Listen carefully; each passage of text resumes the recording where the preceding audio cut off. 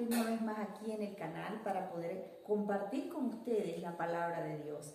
Y hoy quiero contarles una historia que está en la Biblia, en 2 de Samuel capítulo 9. Y es una historia que realmente nos trae una enseñanza, nos trae algo maravilloso para nuestro corazón en este día. Esta historia está basada en un pacto, pero no en un pacto de Dios específicamente con el hombre, sino un pacto entre dos amigos que relata 1 de Samuel allá en el capítulo 18, versículo 3. Y es el pacto que tuvo precisamente David con Jonathan. Eso está en 1 de Samuel, capítulo 18, versículo 3. Dice así: e hicieron pacto Jonathan y David, porque él le amaba como a sí mismo. Y el pacto que hizo Jonathan y David precisamente se trató de que si David quedaba un día como rey, si David quedaba en vez de Saúl, si Dios estaba con David verdaderamente en esa lucha constante entre Saúl y David, él nunca se iba a olvidar de Jonathan y su casa. Y acá en el capítulo 20 del mismo libro de 1 de Samuel, cuenta un poco sobre la amistad de David y Jonathan. Pero nosotros vamos a ir directamente, y ahí habla también del pacto, ¿ya? Pero nosotros vamos a ir directamente a ver 2 de Samuel, capítulo 9, cuando David se encontraba ya en el palacio como rey, cuando David ya había pasado una temporada como rey. Inclusive dice que en el capítulo 8 estaba David extendiendo su dominio, o sea, estaba preocupado y ocupado con las cosas del rey, como rey de Israel. Y se le vino a la mente, se le vino el recuerdo, Dios le trajo a la mente de David el pacto que él había hecho con Jonathan. Jonathan ya no estaba. Jonathan ya precisamente ni siquiera se encontraba vivo, estaba muerto. Porque cuando murió Saúl, el rey Saúl, murió también Jonathan, su hijo. Entonces aquí David estaba ocupado en cosas del rey cuando vino a la mente el pacto que él había tenido y había hecho con Jonathan, su amigo. Y pregunta el rey: ¿hay aquí alguien de la casa de Saúl? ¿Hay alguien, alguna persona? Y le dice: sí, hay un siervo, había un siervo que se llamaba Siba. Y le dice: sí, hay un siervo que se llamaba Siba, entonces llámenlo a Siba. Y le dice a Siba: ¿hay alguien de la casa de Saúl aún vivo, aún con vida? Y Siba le responde: sí, hay uno, el hijo de Jonathan, que se llama Mefiboset, y se encuentra viviendo en Lodebar, y es lisiado de los pies, es inválido, es un hombre que no puede caminar, que no puede valerse tal vez por sí mismo. Yo estoy contándoles esta historia aumentando parte de una imaginación que la propia Biblia permite que nosotros nos hagamos cuando cuentan estas historias, ¿no? Entonces imagínense, acá en el capítulo 4 de 2 de Samuel nos cuenta lo que pasó con Mefiboset. En el capítulo 4 de 2 de Samuel dice así, solo el versículo 4. Podemos ir hasta allá y dice así: y Jonathan, hijo de Saúl, tenía un hijo lisiado de los pies. Tenía 5 años de edad cuando llegó de Jezreel la noticia de la muerte de Saúl y de Jonathan. Y su nodriza lo tomó y huyó, y mientras iba huyendo, apresuradamente se le cayó el niño y quedó cojo. Su nombre era Mefiboset. De ese Mefiboset está hablando Siba y le está diciendo a David: sí queda un niño. O sea, cuando fueron a buscar a toda la descendencia de Saúl para matarla, la nodriza lo agarra al niño de 5 años, sale corriendo y encima que ya era lisiado de los pies, todavía lo tumba y queda más lisiado, queda peor. Aquí dice: y queda cojo. O sea, en ese tiempo me imagino que era mucho más difícil tener algún tipo de invalidez, porque no es como ahora que existen las normas, las leyes, del cuidado, del valor que se le tiene que dar a todo ser humano. Y también en ese tiempo no había la medicina como ahora, ni las formas de que esas personas puedan tener una vida normal en la sociedad. Entonces, este Mefiboset, debido a esa situación y haber sido uno de los descendientes de Saúl, que de alguna manera los enemigos querían matar, se fue a vivir, o lo llevaron a vivir, a un lugar llamado Lodebar.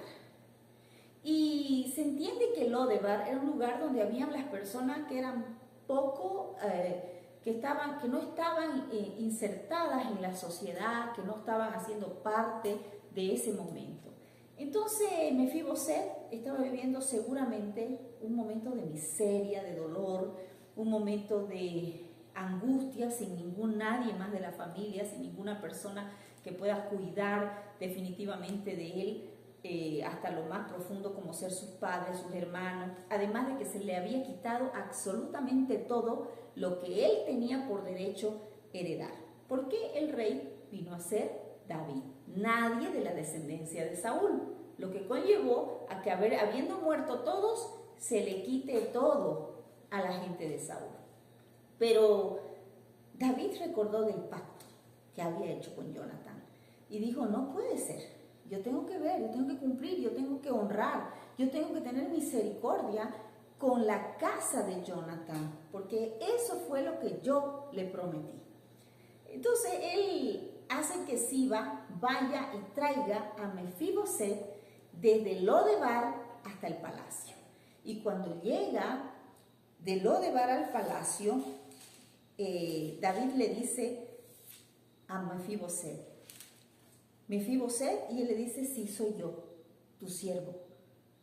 Y él le dice, quiero que se le devuelva, le dice a Siba, a Mefiboset, absolutamente todo lo que era de Saúl, sus tierras, todas sus pertenencias, quiero que se le devuelva a Mefiboset. Y tú que eras su siervo, con tus 20 hijos, con tus 30 personas, con toda la gente de tu familia, van a servir ahora a Mefiboset. Entonces, ese momento Mefiboset se perturba y le dice, ¿quién soy yo? ¿Quién es tu siervo para que tú hagas eso conmigo? No soy más que un perro muerto. Y David le dice, a partir de hoy comerás en mi mesa como todos mis hijos, como un hijo más. Y yo quiero que nosotros pensemos un poco, todo lo que pasó. Se quedó Mefiboset viviendo en Jerusalén porque comía todos los días en la casa del rey, en el palacio.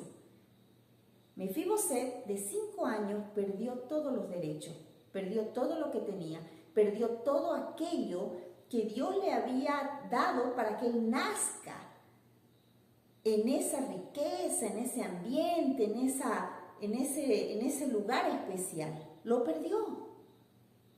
Y fue criado hasta cierta edad en un lugar triste, de miseria, un lugar donde tal vez él no tenía ningún valor.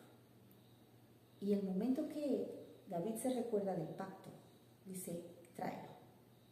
A partir de hoy comerás en mi casa con mis hijos y todo lo que de alguna forma la vida te robó, te será devuelto. En este momento, yo quiero decirte que el Señor tiene una palabra para ti. Tal vez has vivido situaciones buenísimas en tu vida y luego de repente todo cambia, todo mudó para ti.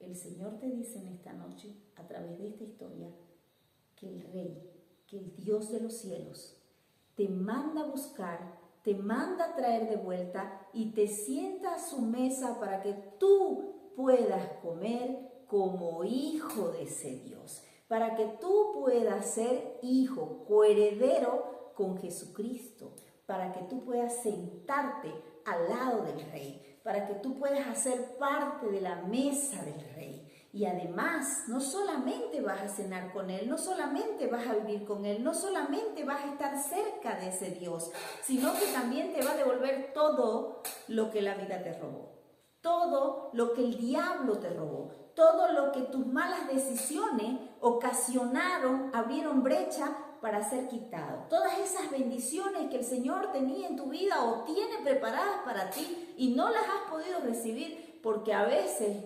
tenemos duda, porque a veces abrimos brechas, abrimos espacios en nuestras vidas y no permitimos que Dios verdaderamente trabaje con nosotros. Y nuestro foco comienza a ser absolutamente otra cosa menos Dios. Entonces comenzamos a perder las cosas, a perder las oportunidades, a perder los espacios, a perder las bendiciones, a perder las grandísimas y preciosísimas promesas que el Señor tiene para nosotros.